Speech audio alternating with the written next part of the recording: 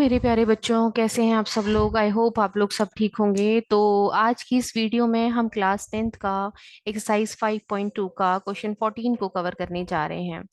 तो video start करने से पहले अगर आपको मेरी वीडियोस पसंद आती हैं तो लाइक और सब्सक्राइब करना ना भूलिएगा। तो जल्दी से बिना देर किए अपने क्वेश्चन 14 को हम स्टार्ट करते हैं। देखिए, सबसे पहले इसके अंदर क्या पूछा है। How many multiples of four. How many multiples of four. Four के कितने मल्टीपल्स हैं जो हमारे लाई करती हैं किस किस के बीच में। 10 और 250 के बीच में हमारे मल्टीपल्स लाई करते हैं, ये चीज हमें निकालनी है। ठीक है, और सारे ही मल्टीपल्स फोर के होने चाहिए, मतलब वो फोर से डिविजिबल होने चाहिए। 10 के बाद और 250 से पहले। तो सबसे पहले अगर हम चेक करें तो 10 के बाद जो नंबर आता है पहला, जो 4 से डिवाइड होगा, वो होगा हमारा 12। ठीक है, इसके बाद नेक्स्ट नंबर कौन सा होगा हमारा। नेक्स्ट नंबर होगा 12 + 4, मतलब 4 ऐड करते चले जाएंगे हम। ऐड करेंगे तो क्या हो जाएगा, 4 में कितना ऐड हो जाएगा, 16। ठीक, अगला नंबर कैसा आएगा, 4 और ऐड कर दीजिए, मतलब 20। कितना हो जाएगा, 20। ठीक, अब अगला अगर हम देखें, अब हमारा ये तो बन गई एपी, लेकिन हमें एपी के लिए लास्ट नंबर भी तो चाहिए। देखिए, लास्ट नंबर के लिए हम क्या करते हैं, इन्होंने क्या बोला है कि कहाँ कहाँ नंबर लाई करना चाहिए। 10 से बड़े, मतलब 10 से स्टार्ट होनी चाहिए और 250 तक वो होनी चाहिए। ठीक है, 250 से पहले पहले।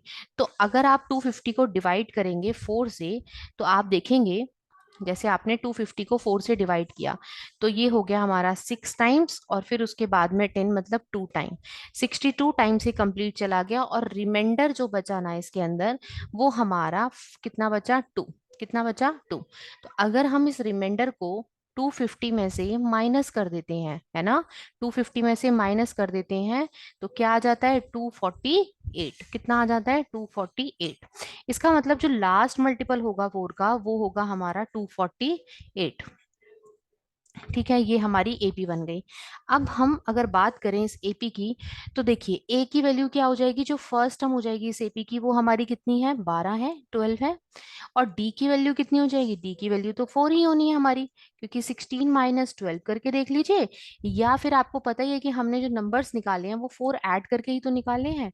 तो ये हो जाएगा हमारा डी की वैल्यू 4। ठीक है, अब हमें पूछा है कि कितने नंबर्स लाई करते हैं, 4 के मल्टीपल्स कितने नंबर्स ऐसे हैं जो लाई करते हैं 10 से 250 के बीच में। तो देखिए, अगर हम 248 की टर्म निकालने की, ये कौन से नंबर की टर्म है इस एपी की, ये कौन से नंबर की टर्म है इस एपी की, तो हमें ये पता लग जाएगा कि लास्ट नंबर अगर ये है, तो इसका मतलब है एपी में इतने नंबर्स आते हैं। ठीक है, तो अब हम फर्स्टली अपना वही फॉर्मूला लिख लेते हैं, a n is equal to A + n - 1 into d. ठीक है, ये हमने क्या करा, फॉर्मूला लिख लिया। अब ए एन की जगह पर हमने क्या डाला, 248 डाला। ठीक, अब हमने क्या डाला, ए की जगह पर 12 डाला, 12 प्लस। अब हमें एन की तो वैल्यू निकालनी ही है ना, निकालनी है, तो हम इसको एन को तो एन रहने देते हैं, n - 1। और डी की वैल्यू कितनी हो गई, 4। कितनी हो गई, 4। तो 248 -12, है ना, 12 को हम वहां ले गए तो माइनस का हो गया, और यहाँ पे क्या बचा राइट साइड में, n - 1 इंटू 4। ये हमारा अंदर बच गया। तो देखिए, इसमें से क्या बचेगा, 236। कितना होगा, 236। तो ये हो गया हमारा 236, और यहाँ हो गया हमारा n - 1 इंटू 4। ठीक, अब हम बात करें तो n - 1 की वैल्यू कितनी हो गई, n - 1 की वैल्यू हो गई 236/4। ठीक है, ये हमारी n - 1 की वैल्यू होगी। तो हमने जब इसे काटा, तो देखिए क्या हुआ, 5 टाइम्स और 9 टाइम्स, है ना, ये हमारा 59 आ गया n - 1 की वैल्यू। लेकिन हमें तो किसकी वैल्यू चाहिए, हमें चाहिए n की वैल्यू। तो हमने क्या करा, n को यहीं रख लिया, और 1 को क्या किया, यहाँ पे 1 को हम उधर ले गए। तो ये बन गया हमारा 60। क्या बना, 60।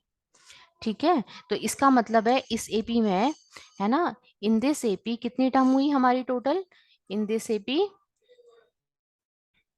टोटल टर्म्स कितनी हो गई हमारी, 60। कितनी हो गई, 60। समझ आया आपको?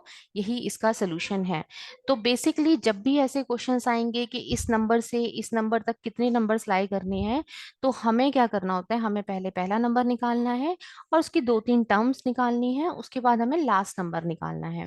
लास्ट नंबर को निकालने का तरीका वही है कि उस नंबर से उसको डिवाइड कर दीजिए जिसके मल्टीपल्स पूछे गए हैं, और जो भी रिमाइंडर बचे उसको माइनस कर दीजिए, आपको आपका लास्ट नंबर मिल जाएगा। और उसके बाद उसे nth टर्म पे रख दीजिए।